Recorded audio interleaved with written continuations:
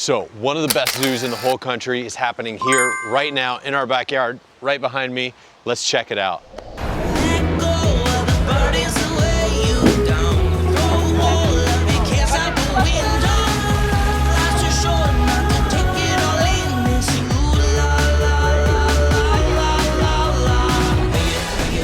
Hey guys, Andy Howell here, local real estate agent right in Columbus, Ohio. And today we are at the Columbus Zoo and Aquarium. Please stay tuned to the end of the video where I'm gonna give you my top 4 tips to make your trip successful to the zoo here. Before we get into the video though, please reach down, hit that subscribe button, tap that bell. We've been making videos all about Columbus, what it's like to live here, showing you what it's like to live here and the cool things that are happening. Your subscription lets us know we're on the right track. This zoo, Columbus Zoo, has been in continuous operation since 1927. It really wasn't though until Jack Hanna became involved in about 1978 that the zoo really started to step it up.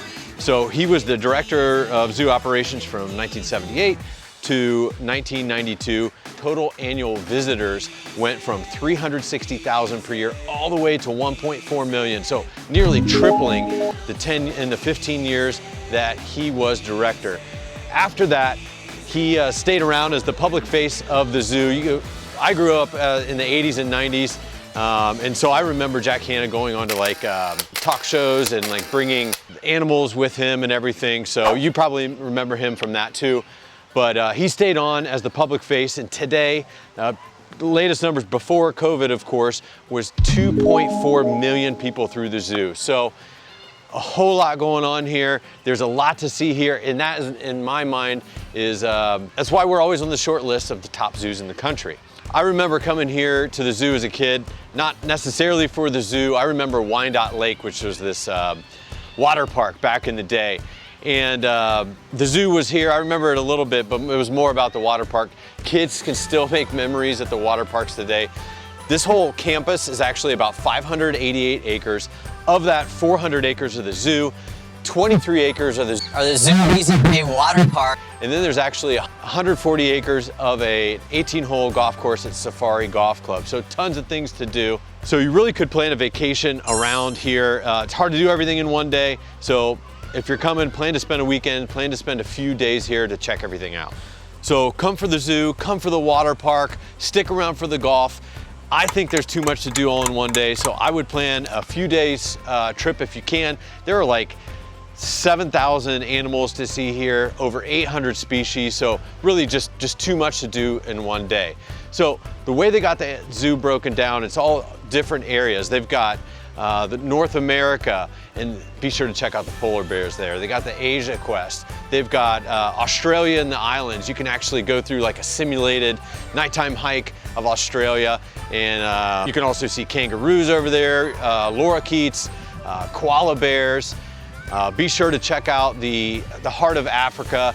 That's super cool over there. They built this like 43-acre like simulated savanna. I think they do a really great job. You can feed the giraffes out there. You can watch the lions get fed. You can see all wildebeest and all different types of animals on the savanna. So check that out. Be sure to have the kids climb in the airplane. They can kind of get a unique perspective of the lions getting fed in there. So check that out. Next, the newest exhibit here is at Venture Cove. It just opened in 2020. There you can go and pet the stingrays. There's also a big aquarium where you can see sea lions, so definitely check that out. You can also go to the shores in the aquarium. You can go to the Manatee Coast, which is like an 192,000 gallon aquarium where you can view the manatees.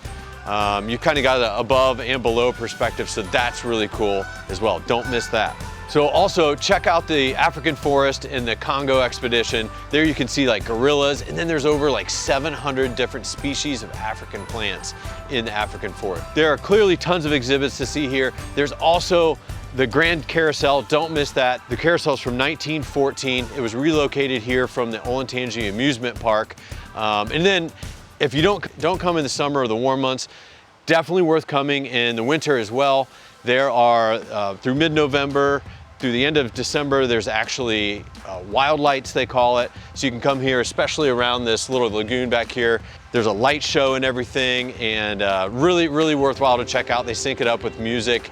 And also a ton of the exhibits are open. So here it's a lot less crowded in the winter. So come warm up with some coffee or some hot chocolate, go to the indoor exhibits, come back out, look at the lights. It's beautiful. So clearly there's a lot to see here at the zoo. If I just had one day, here's the things I would definitely not miss. I would go to the Congo expedition and check out the gorillas. I would go to the heart of Africa and feed the giraffes and try to catch the lions being fed. I would go to Adventure Cove where you can pet the stingrays at Stingray Bay. That is super cool. And then I'd also go to the Australia and the islands, and I would check out the kangaroos and the koala bears. So that's kind of my hit list if you did only have one day. So I mentioned before, I wanted to give you my top 4 tips to make your zoo experience successful. And the first is to utilize the staff that's here. They are very knowledgeable, they're very helpful, and asking them questions and engaging with them is only going to enrich your experience. So I highly recommend that. Secondly, bring your own food for a picnic. Now, the zoo does let you do that. You can't get crazy, you can't bring in coolers or anything like that, but you can pack your own lunch. There's plenty of places to sit. There's plenty of playgrounds where the kids can play while maybe you're still eating, so definitely do that. Next is be aware that the zoo is a super popular attraction here in Columbus, so it is probably guaranteed to be busy, especially in the warmer months. So plan your trip accordingly. You know, if you can come during an off time, during the day, during the week, chances are it's going to be a more positive experience. You're going to be able to see more. It's going to be less crowded. There's going to be less lines for maybe riding the camels or riding the ponies or doing anything like that. Buy a membership if you can. I mean, we didn't talk about price, but the zoo for a family of 4 is going to run you $80 to $90 to get everybody in here. And if you want to ride the rides or anything like that, it's pretty easy to get up to $130 to $150 for just one day. Provided you packed your food and you're not buying you know, a bunch of food here as well. So the zoo membership for a family of 4, if you're a Franklin County resident, you can come in here and it's $150 and it will last you 1 year. So if you just come twice, you've paid for your membership. If you're not a Franklin County resident or don't live in Columbus, that's only going to set you back $190. So still super affordable. My family, we've bought a zoo membership for like the past 5 years in a row, and we've really utilized it. We come here even sometimes for just an hour, hour and a half, 2 hours, and then we don't feel bad about the money, about the cost to get in. So definitely, those are my top 4 tips. They do an excellent job. I highly recommend it. Thanks for watching, guys. Drop a comment below. Let me know what your favorite spot of the zoo is, and have a great day.